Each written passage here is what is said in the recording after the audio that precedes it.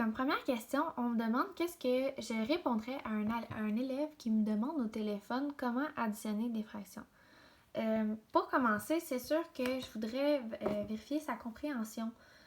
Parce qu'on sait que parfois, quand on trouve ça difficile, les fractions, bon, on va se tourner vers l'application automatique de règles toutes faites sans vraiment comprendre pourquoi on le fait. Donc, c'est important pour moi de m'assurer de la compréhension de l'élève par rapport aux fractions.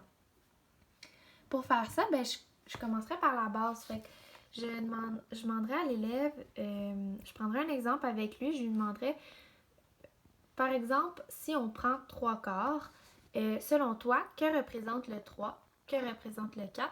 Puis, selon sa réponse, je lui expliquerai que le nombre au-dessus de la barre, ça représente le numérateur comme il le sait sûrement, puis que c'est le nombre obtenu en dénombrant. Par exemple, j'ai mangé 3 morceaux sur une pizza de 4 morceaux. Donc, on comprend que la pizza, elle a été coupée en 4, puis sur ces 4 morceaux-là, j'en ai mangé 3.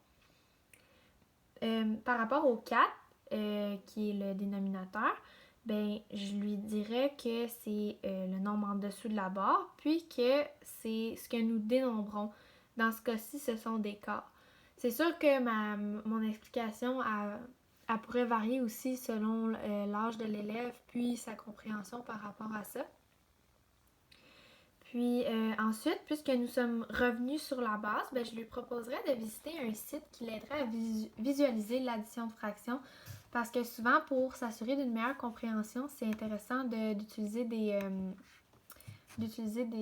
du matériel. Par exemple, on peut utiliser des réglettes, des feuilles quadrillées pour mieux comprendre. Mais parfois, on n'a pas nécessairement ce matériel-là avec nous. Donc, ce site-là, je trouvais qu'il était très intéressant pour assurer un visuel à l'élève. Fait que je lui proposerais d'additionner une demi plus un tiers.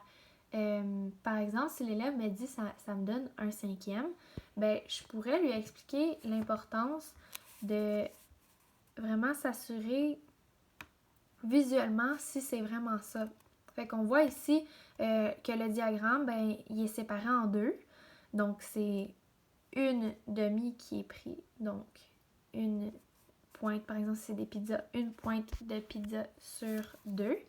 Puis ici, on l'a séparé en 3 et on n'en a pris qu'une seule aussi. Et ici, on voit vraiment que c'est un cinquième. Parce que si on regarde juste l'équation, ça peut peut-être faire du sens parce qu'on aurait additionné ça comme ça. Mais voilà. Donc, si on veut voir le visuel, on voit ici déjà là qu'on est plus qu'à un cinquième. Puis quand je rajoute mon tiers ici, on voit qu'on n'est plus à un cinquième. Donc visuellement, ça devient beaucoup plus clair et concret pour l'élève. Puis ensuite, suite à ce visuel-là, je pourrais lui expliquer l'importance d'additionner des fractions qui sont sur le même dénominateur. Donc voilà pour ma première réponse.